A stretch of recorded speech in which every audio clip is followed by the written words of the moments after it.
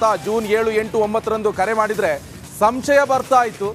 ಆದರೆ ಅವರಿಗೆಲ್ಲ ಕಾಂಟ್ಯಾಕ್ಟ್ ಇರುತ್ತೆ, ಅವರು ಸಿನಿಮಾ ನಟರು, ಸಾಕಷ್ಟು ಗೆಳೆಯರು ಕೂಡ ಇರುತ್ತೆ. ಈ ಸಂದರ್ಭದಲ್ಲಿ ಕಾಲ್ ಮಾಡಿರ್ತಾರೆ. ಬಹಳ ಪ್ರಮುಖವಾಗಿ ಚಿಕ್ಕಣ್ಣ, ನವೀನ್, ಚೇತನ್ ಎಂಬವರ ಹೇಳಿಕೆಯನ್ನು ಈಗಾಗಲೇ ಪಡೆಯಲಾಗಿದೆ. 164 ಹೇಳಿಕೆ, ಅವರ ಹೇಳಿಕೆ ಸಾಕ್ಷಿಗಳನ್ನು ಈಗಾಗಲೇ ಪಡೆದಿದ್ದಾರೆ ಅಂತ CV ನಾಗೇಶ್ ವಾದ ಮಾಡ್ತಿದ್ದಾರೆ.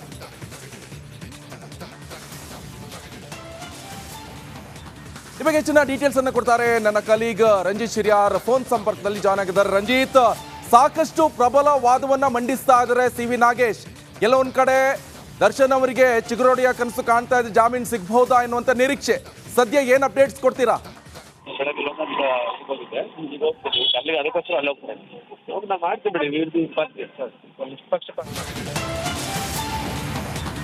ಇನ್ನು ಮತ್ತೆ ಸಂಪರ್ಕ ಮಾಡುವಂತ ಪ್ರಯತ್ನ ಮಾಡ್ತೀನಿ. ಅದಕ್ಕೂ ಮುಂಚೆ ಈಗಾಗಲೇ CV ನಾಗೇಶ್ ಅವರ ವಾದ ಏನಾಗಿದೆ ಅನ್ನುವಂಥದ್ದು ಕ್ಷಣದ ಅಪ್ಡೇಟ್ಸ್ ಅನ್ನ ನಾನ್ ಸ್ಟಾಪ್ ಲೈವ್ ಮುಖಾಂತರ ನಿಮ್ಮ ರಿಪಬ್ಲಿಕ್ ಕನ್ನಡ ಕೊಡ್ತಾ ಇದೆ. ಒಂದ್ ಕಡೆಯಲ್ಲಿ ದರ್ಶನ್ ಅವರಿಗೂ ಕೂಡ ಒಂದಿಷ್ಟು ಈ ಜಾಮೀನು ಸಿಗಬಹುದು ಎನ್ನುವಂತ ನಿರೀಕ್ಷೆ ಕೂಡ ಇದೆ. ಇನ್ನೊಂದು ಕಡೆಯಲ್ಲಿ CV ನಾಗೇಶ್ ಅವರು ಅಷ್ಟೇ ಕೋರ್ಟಲ್ಲಿ ಪ್ರಬಲವಾದಂತ ವಾದವನ್ನ ಮಂಡಿಸ್ತಾ ಇದ್ದಾರೆ.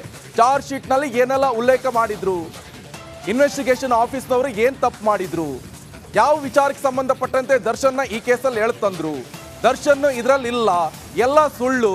ಇವರ ಫ್ರೆಂಡ್ಸ್ ಸರ್ಕಲ್ ಕೂಡ ತುಂಬಾ ಇದೆ ದರ್ಶನ್ಗೆ, ಅವ್ರ ಜೊತೆ ಮಾತಾಡಿರ್ತಾರೆ ಫೋನಲ್ಲಿ. 400 ಕಾಲ್ ಡೀಟೇಲ್ ಕೊಟ್ಟರೆ ಇದೇನು ಸಾಕ್ಷಿ ಆಗುತ್ತಾ ಅಂತ ಕೇಳ್ತಿದ್ದಾರೆ. ಇನ್ನೊಂದು ಅಪ್ಡೇಟ್ಸ್ ಲಭ್ಯವಾಗ್ತಾ ಇದೆ. ಜೂನ್ 16 ರಿಮಾಂಡ್ ಅರ್ಜಿಯಲ್ಲಿ ಸಾಕ್ಷಿಗಳ ಬಗ್ಗೆ ಉಲ್ಲೇಖ, ಮಿಡ್ ನೈಟ್ ಸಾಕ್ಷಿ ಹೇಳಿಕೆ ದಾಖಲಿಸುವ ಅಭ್ಯಾಸ ಇರಬಹುದು ಇವರಿಗೆ. ಅದನ್ನಾದ್ರೂ ಜೂನ್ 16ರಂದು ತಿಳಿಸ್ಬೇಕಿತ್ತು, ತಿಳಿಸಿಲ್ಲ. ಆದ್ರೆ ಜೂನ್ 16 ರಿಮಾಂಡ್ ಅರ್ಜಿಯಲ್ಲಿಯೂ ಕೂಡ ಈ ಸಾಕ್ಷಿಗಳ ಬಗ್ಗೆ ಎಲ್ಲೂ ಕೂಡ ಹೇಳಲಿಲ್ಲ. ಮಿಡ್ ನೈಟ್ ಸಾಕ್ಷಿ ಹೇಳಿಕೆ ದಾಖಲಿಸುವ ಅಭ್ಯಾಸ ಇರಬಹುದು ಪೊಲೀಸ್ನವರಿಗೆ, ಅದನ್ನಾದ್ರೂ ಜೂನ್ 16ರಂದು ತಿಳಿಸ್ಬೇಕಿತ್ತಲ್ಲ. ಆದ್ರೆ ಅದನ್ನು ಕೂಡ ತಿಳಿಸಿಲ್ಲ. ಕೋರ್ಟ್ನಲ್ಲಿ ದರ್ಶನ್ ಪರ CV ನಾಗೇಶ್ ಅವರು ಪ್ರಬಲ ವಾದ ಇದು. ಈ ಬಗ್ಗೆ ಹೆಚ್ಚಿನ ಡೀಟೇಲ್ಸ್ ಅನ್ನ ಕೊಡ್ತಾರೆ ನನ್ನ ಕಲೀಗ್ ರಂಜಿತ್ ಶಿರ್ಯಾರ್ ನೇರ ಸಂಪರ್ಕದಲ್ಲಿ ಜಾಯ್ನ್ ಆಗಿದ್ದಾರೆ. ರಂಜಿತ್, ಒಂದ್ ಕಡೆ ಈಗ ದರ್ಶನ್ ಅವರಿಗೆ ಒಂದು ನಿರೀಕ್ಷೆ ಇರುವಂತದ್ದು ಜಾಮೀನು ಸಿಗುತ್ತೆ ಅಂತ, ಕೋರ್ಟ್ ಒಳಗಡೆ ನೋಡಿದ್ರೆ ಪ್ರಬಲವಾದಂತ ವಾದವನ್ನ ಮಂಡಿಸ್ತಾ ಇದ್ದಾರೆ. ಸದ್ಯ ಏನ್ ಅಪ್ಡೇಟ್ಸ್ ಲಭ್ಯವಾಗ್ತಾ ಇದೆ ರಂಜಿತ್? ಖಂಡಿತವಾಗ್ಲೂ ಕೂಡ ನಿಕೇಶ್ ಕೊಟ್ಟಾರೆ. ನೋಡಿ, CV ನಾಗೇಶ್ ಅವರ ಪ್ರತಿಯೊಂದು ವಾದದಲ್ಲೂ ಕೂಡ ಕೆಲವು ಅಂಶಗಳನ್ನ ಇಲ್ಲಿ ಪ್ರಮುಖವಾಗಿ ಪ್ರಸ್ತಾಪ ಮಾಡ್ತಾ ಅವ್ರು ಹೇಳ್ತಾ ಇದ್ದಾರೆ. ನೋಡಿ, CCTV ಫುಟೇಜ್ ಆಗಿರ್ಬೋದು ಅಥವಾ 164 ಸ್ಟೇಟ್ಮೆಂಟ್ ಆಗಿರ್ಬೋದು, ಇದೆಲ್ಲ ಗಮನಿಸಿದಾಗ ಚಾರ್ಜ್ ಶೀಟ್ ನಲ್ಲಿ ಉಲ್ಲೇಖ ಮಾಡಿದ್ದಕ್ಕೂ ಮತ್ತೆ ಇಲ್ಲಿ 164 ಸ್ಟೇಟ್ಮೆಂಟ್ಗೂ ಅಜಗಜಾಂತರ ವ್ಯತ್ಯಾಸ ಇದೆ. ಇದರಲ್ಲಿ ಎಲ್ಲವೂ ಕೂಡ ಅನುಮಾನದ ರೀತಿಯಲ್ಲಿ ಕಾಣಿಸ್ತಾ ಇದೆ. ಈ ಒಂದು ಈ ಸಾಕ್ಷಿಗಳನ್ನ ಪೊಲೀಸರು ಕಲೆ ಹಾಕಿರುವಂತ ಒಂದೊಂದು ಸೂಕ್ಷ್ಮತೆಗಳನ್ನ ಗಮನಿಸ್ತಾ ಇದ್ರೆ, ಇವರು ಮೊದಲೇ ಪ್ಲಾಂಟ್ ಮಾಡಿ ಸಾಕ್ಷಿಗಳನ್ನ ಇವರು ಆನಂತರ ತನಿಖೆ ಮಾಡಿದ್ರು, ಪ್ಲಾಂಟ್ ಮಾಡಿದ್ರು, ಆನಂತರ ತನಿಖೆ ಮಾಡಿದ್ವಿ ಅನ್ನೋದಕ್ಕಿಂತಲೂ ಕೆಲ ಸಾಕ್ಷಿಗಳನ್ನ ಇವರೇ ಫಿಕ್ಸ್ ಮಾಡಿದ್ರು ಅನ್ನೋ ರೀತಿಯಲ್ಲಿ ಈಗ CV ನಾಗೇಶ್ ಅವರು ವಾದವನ್ನ ಮಂಡಿಸ್ತಾ ಇದ್ದಾರೆ. ಸದ್ಯಕ್ಕೆ ಭಾರಿ ಕುತೂಹಲ ಇದೆ. ದರ್ಶನ್ಗೆ ಒಂದು ವೇಳೆ ಬೇಲ್ ಸಿಗುವಂತ ಅವಕಾಶಗಳಿತ್ತು ಅನ್ನೋದಾದ್ರೆ, ಒಂದು ಆರೋಗ್ಯದ ಕಾರಣದಿಂದ, ಮತ್ತೊಂದು ಈಗ ಈ ಚಾರ್ಜ್ ಶೀಟ್ ನಲ್ಲಿ ಆಗಿರುವಂತ ಕೆಲವೊಂದಿಷ್ಟು ಲೋಪದೋಷಗಳಿದಾವಲ್ಲ, ಇದನ್ನ ಆಧರಿಸಿ ನ್ಯಾಯಾಧೀಶರು ಏನಾದ್ರೂ ಇವತ್ತು ಬೇಲ್ ಕೊಡುವಂತ ಸಾಧ್ಯತೆಗಳಿದೆಯಾ ಅನ್ನೋದು ಈಗ ಭಾರಿ ಕುತೂಹಲವನ್ನ ಕೇಳಿಸ್ತಾ ಇದೆ. ಹಾಗೆ ಸ್ಟೋನಿ ಬ್ರೂಕ್ ಪಬ್ ನಲ್ಲಿ ಪಾರ್ಟಿ ಮಾಡಿದಂತ ಸಮಯದಲ್ಲಿ ಅಲ್ಲಿ ಷಡ್ಯಂತ್ರ ಮಾಡಿದ್ರು ಅನ್ನೋದ್ರ ಬಗ್ಗೆ ಇವರೇನು ಉಲ್ಲೇಖ ಮಾಡಿದ್ರು ಚಾರ್ಜ್ ಶೀಟ್ ನಲ್ಲಿ. ಆದ್ರೆ ಆ ಸ್ಟೋನಿ ಬ್ರೂಕ್ ನ ಪಬ್ ನಲ್ಲಿ ಪಾರ್ಟಿ ಮಾಡಿದಾಗ ಚಿಕ್ಕಣ್ಣ ಕೂಡ ಅಲ್ಲೇ ಇದ್ರು. ಚಿಕ್ಕಣ್ಣ ಅವರ 164 ಸ್ಟೇಟ್ಮೆಂಟ್ ನಲ್ಲಿ ಆ ರೀತಿಯ ಯಾವುದೇ ಒಂದು ಉಲ್ಲೇಖ ಇಲ್ಲದೆ ಇರೋದ್ರಿಂದಾಗಿ, ಮತ್ತೆ ದರ್ಶನ್ ಮುಖಭಾವದ ಬಗ್ಗೆಯೂ ಕೂಡ ಇವರು ಚಾರ್ಜ್ ಶೀಟ್ ನಲ್ಲಿ ಉಲ್ಲೇಖ ಮಾಡಿದ್ದಾರೆ. ಆದ್ರೆ ಚಿಕ್ಕಣ್ಣ ಆ 164 ಸ್ಟೇಟ್ಮೆಂಟ್ ನಲ್ಲಿ ಇದ್ಯಾವುದನ್ನು ಕೂಡ ಉಲ್ಲೇಖ ಮಾಡದೇ ಇದ್ರಿಂದಾಗಿ ಬಹುಶಃ ಇದೆಲ್ಲದಕ್ಕೂ ಕೂಡ ಅಜಗಜಾಂತರ ವ್ಯತ್ಯಾಸ ಇದೆ. ಚಾರ್ಜ್ ಶೀಟ್ ನಲ್ಲಿರುವಂತ ಅಂಶಗಳು ಮತ್ತೆ ಪೊಲೀಸರು 164 ಕೊಟ್ಟಂತ ಹೇಳಿಕೆ, ಅದ್ರ ಜೊತೆಗೆ ಆ ಸೆಕ್ಯೂರಿಟಿ ಗಾರ್ಡ್ ಕೊಟ್ಟಂತ ಹೇಳಿಕೆ, ಇವೆಲ್ಲವೂ ಕೂಡ ಎಲ್ಲೋ ಅನುಮಾನಕ್ಕೆ ಕಾರಣ ಆಗ್ತಾ ಇದೆ. ಈ ಕಾರಣದಿಂದ ಇದು ಎಲ್ಲೋ ದಾರಿ ತಪ್ಪಿದ ರೀತಿಯಲ್ಲಿ ಕಾಣಿಸ್ತಾ ಇದೆ ತನಿಖೆ ಅನ್ನೋದೆಲ್ಲವನ್ನು ಕೂಡ CV ನಾಗೇಶ್ ಅವರು ವಾದವನ್ನು ಮಂಡಿಸ್ತಾ ಇದ್ದಾರೆ. ಆ ಮೂಲಕ ನ್ಯಾಯಾಧೀಶರನ್ನ ಕನ್ಫ್ಯೂಸ್ ಮಾಡೋ ಮೂಲಕ ಇಲ್ಲಿ ಸಾಕ್ಷಿಗಳಲ್ಲಿ ಹುರುಳಿಲ್ಲ ಅನ್ನೋದನ್ನ ಅವರು ನ್ಯಾಯಾಧೀಶರಿಗೆ ಮನವರಿಕೆ ಮಾಡೋದಕ್ಕೆ ಈಗ ಹೊರಟಿದ್ದಾರೆ. ಸದ್ಯಕ್ಕಂತೂ ಭಾರಿ ಕುತೂಹಲ ಇದೆ. Welcome back. ರಿಮಾಂಡ್ ಅರ್ಜಿಯಲ್ಲಿ ಸಾಕ್ಷಿಗಳ ಮಾಹಿತಿ ನೀಡಿಲ್ಲ. CV ನಾಗೇಶ್ ಕೋರ್ಟ್ನಲ್ಲಿ ವಾದ ಮಂಡನೆ ಮಾಡ್ತಾ ಇದ್ದಾರೆ. ದರ್ಶನ್ಗೆ ಬೇಲ್ ಸಿಗಲೇಬೇಕು ಅನ್ನೋ ಒಂದು ಶತಪ್ರಯತ್ನದ ಭಾಗವಾಗಿ CV ನಾಗೇಶ್ ವಾದ ಮಂಡನೆ ಮಾಡ್ತಾ ಇದ್ದಾರೆ. ರಿಮಾಂಡ್ ಅರ್ಜಿಯಲ್ಲಿ ಸಾಕ್ಷಿಗಳ ಮಾಹಿತಿ ನೀಡಿಲ್ಲ, ಯಾವ ದಾಖಲೆ ಇವರು ಸಂಗ್ರಹ ಮಾಡಿದ್ದಾರೆ ಅಂತ ಪೊಲೀಸರು ಕರೆಕ್ಟ್ ಆಗಿ ಮಾಹಿತಿ ನೀಡಿಲ್ಲ ಅನ್ನೋಂಥದ್ದನ್ನ, ಅಂದ್ರೆ ಕೇಸ್ ಡೈರಿನಲ್ಲಿ ಇವರು ಎಲ್ಲೆಲ್ಲಿ ತನಿಖೆ ಮಾಡಿದ್ದಾರೆ, ಯಾರ್ಯಾರಿಂದ ಸಾಕ್ಷಿ ಸಂಗ್ರಹ ಮಾಡಿದ್ದಾರೆ ಅದೆಲ್ಲವನ್ನು ಉಲ್ಲೇಖ ಮಾಡಬೇಕಾಗತ್ತೆ. ಅದನ್ನ ಪೊಲೀಸರು ಮಾಡಿಲ್ಲ ಸರಿಯಾಗಿ ಅನ್ನೋದನ್ನ CV ನಾಗೇಶ್ ಹೇಳ್ತಾ ಇದ್ದಾರೆ.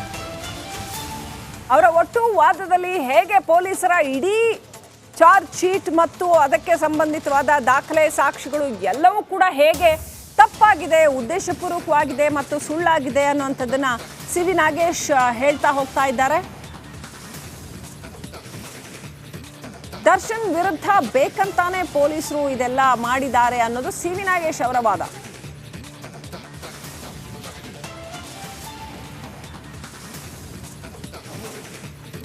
ಬೇಲ್ ಅರ್ಜಿಯ ವಿಚಾರಣೆ ನಡೀತಾ ಇದೆ. ಏನಾಗುತ್ತೆ, ದರ್ಶನ್ಗೆ ಬೇಲ್ ಸಿಗತ್ತಾ ಇಲ್ವಾ ಅನ್ನೋದು ವೀಕ್ಷಕರೇ ಈ ಕ್ಷಣದ ಅತ್ಯಂತ ದೊಡ್ಡ ಕುತೂಹಲ. ವಾದ ಮಂಡನೆ ಹೇಗೆ ನಡೀತಾ ಇದೆ, ಸಿ ವಿ ನಾಗೇಶ್ ಅವರ ವಾದ ಮಂಡನೆ ಅಂತಂದ್ರೆ ಅತ್ಯಂತ ಪ್ರಬಲವಾಗಿದೆ, ಅತ್ಯಂತ ಪ್ರಖರವಾಗಿದೆ.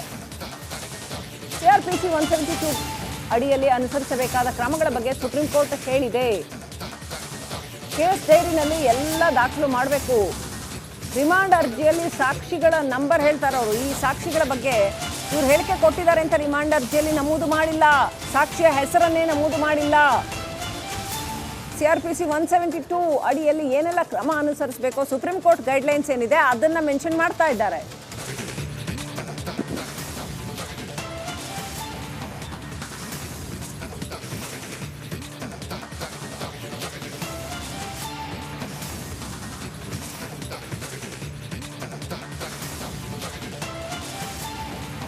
CRPC 172 ಅಡಿಯಲ್ಲಿ ಏನೆಲ್ಲ ಕ್ರಮಗಳನ್ನು ಅನುಸರಿಸಬೇಕು ಅನ್ನೋದರ ಕುರಿತಾಗಿ ಆ ಗೈಡ್ಲೈನ್ಸ್ ಏನಿದೆ, ಸುಪ್ರೀಂ ಕೋರ್ಟ್ ಗೈಡ್ಲೈನ್ಸ್ ಅದನ್ನು ಅನುಸರಿಸಿಲ್ಲ ಅಂತ ಹೇಳ್ತಾ ಇದ್ದಾರೆ.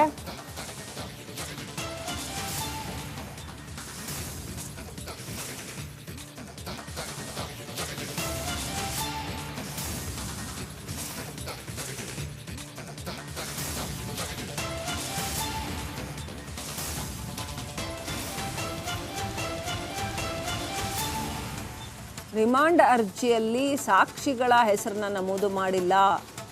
ಜೂನ್ 15ನೇ ತಾರೀಕು ಸಾಕ್ಷಿಯೊಬ್ಬರ ಹೇಳಿಕೆಯನ್ನು ದಾಖಲಿಸಿದ್ದಾರೆ. ಆದರೆ ಅದನ್ನು ರಿಮಾಂಡ್ ಅರ್ಜಿಯಲ್ಲಿ ತಿಳಿಸಿಲ್ಲ. ಯಾವುದೆಲ್ಲ ಸಾಕ್ಷ್ಯ ಸಂಗ್ರಹ ಆಗಿದೆ, ಹೇಗೆಲ್ಲ ತನಿಖೆ ನಡೆಸಿದ್ದಾರೆ, ಆ ವಿವರಗಳನ್ನು ಕೇಸ್ ಡೈರಿಯಲ್ಲಿಯೂ ಸರಿಯಾಗಿ ಮೆನ್ಷನ್ ಮಾಡಿಲ್ಲ. ಜೊತೆಗೆ ರಿಮಾಂಡ್ ಅರ್ಜಿಯಲ್ಲಿ 3ನೇ ರಿಮಾಂಡ್ ಅರ್ಜಿಯಲ್ಲಿ ಹೇಳಿಕೆ ಪಡೆದಿದ್ದಾರೆ. ಸೆಕ್ಯೂರಿಟಿ ಗಾರ್ಡ್ ಸಾಕ್ಷಿ ಏನು ಪಡೆದಿದ್ದಾರಲ್ಲ ಆ ಸಾಕ್ಷಿಯ ಬಗ್ಗೆ ಮೆನ್ಷನ್ ಮಾಡಿಲ್ಲ ಅಂತ ಕೋರ್ಟ್ನಲ್ಲಿ ದರ್ಶನ್ ಪರ ಸಿ ವಿ ನಾಗೇಶ್ ಪ್ರಬಲ ವಾದ ಮಂಡನೆ ಮಾಡ್ತಾ ಇದ್ದಾರೆ. ಅಂದರೆ ಸರಿಯಾದ ಪ್ರೊಸೀಜರ್ ಫಾಲೋ ಮಾಡಿಲ್ಲ ಪೊಲೀಸರು ಅನ್ನೋದನ್ನ ಹೈಲೈಟ್ ಮಾಡಿ ತೋರಿಸ್ತಾ ಇದ್ದಾರೆ ಸಿ ವಿ ನಾಗೇಶ್. ದರ್ಶನ್ ಪರವಾಗಿ ವಾದ ಮಂಡನೆ ನಡೀತಾ ಇದೆ. ಹೇಗೆ ದರ್ಶನ್ ಯಾವುದೇ ತಪ್ಪಿಲ್ಲ ಇದರಲ್ಲಿ ಅನ್ನುವಂಥದ್ದು ಸಿ ವಿ ನಾಗೇಶ್ ಅವರ ವಾದ.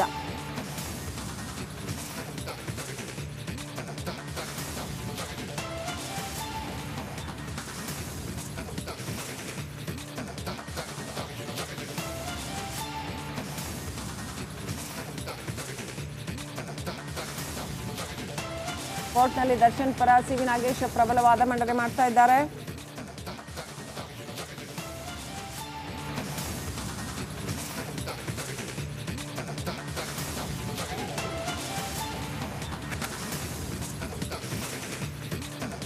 ಹೇಗೆ ಚಾರ್ಜ್ ಶೀಟ್ನಲ್ಲಿ ಉಲ್ಲೇಖ ಮಾಡಿರ್ತಕ್ಕಂಥ ಅಂಶಗಳಲ್ಲಿ ಸಾಕಷ್ಟು ಲೋಪದೋಷಗಳಿದೆ ಅನ್ನೋದನ್ನ ಸಿ ವಿ ನಾಗೇಶ್ ಉಲ್ಲೇಖ ಮಾಡ್ತಾ ಇದ್ದಾರೆ.